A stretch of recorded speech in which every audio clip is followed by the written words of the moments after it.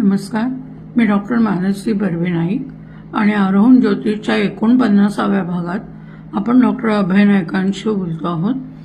Doctor, रजोगुण कुंडलीमध्ये कसा दिसतो? आजकालचं आयुष्यात जे मटेरियलिस्टिक लाईफ म्हणतो आपण त्याच्यामध्ये रजोगुण हा पाहिजेच. कारण रजोगुण म्हणजे काय? की रजोगुण म्हणजे इच्छा, ॲग्रेशन, एनर्जी आणि ते साधण्याची जी क्षमता असते हे सगळं रजोगुण आहे. आणि त्यांचा जर समप्रमाणात असेल तर ते योग्य आहे. आणि हे देणारं कुंडलीमध्ये ग्रह कुठले? एक तर मंगळ. मंगळ जिथे असतो तो धारिष्ट्य, धन आणि धन नाही शक्ती देतो आणि ते वाढवतो. पण त्याच्यामध्ये इच्छा येते, अभिमान येतो, हे सगळ्या गोष्टी येतात. दुसरा ग्रह शुक्र. शुक्र म्हणजे काय?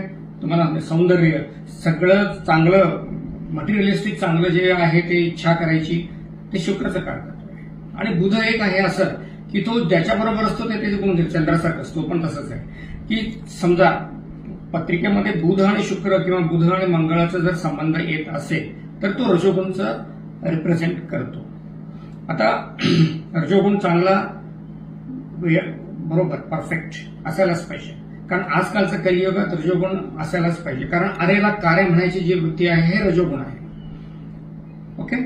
आता ह्याचं एक्सेस झालं तर ते वाईट आहे. कारण जे मेडिकलमध्ये बॅकग्राऊंड वालेले असतात, रजोगुण म्हणजे काय? Adrenaline activity. Adrenaline activity, over activity is also bad and less activity is also bad. So there should be a balance between the secretions of adrenaline. हे ज्याला मेडिकल बॅकग्राऊंड आहे त्याला पूर्ण क्लिअर कट समजेल मी जे म्हणतोय ते. आता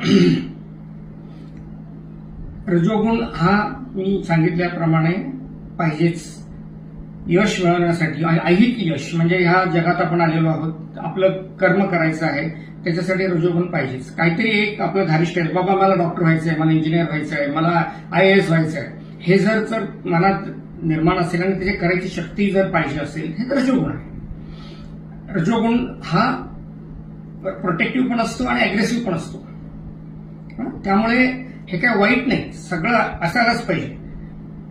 आणि त्याचा आपण योग्य रीतीने उपयोग केला तर चांगला आहे. पण रजोगुणचा अतिरेक झाला तर त्याचा वाईट परिणाम भोगावला आत्म्याला लागतो आणि देहाला पण लागतो आणि ते आपल्याला निस्त करावं लागतं. ओके.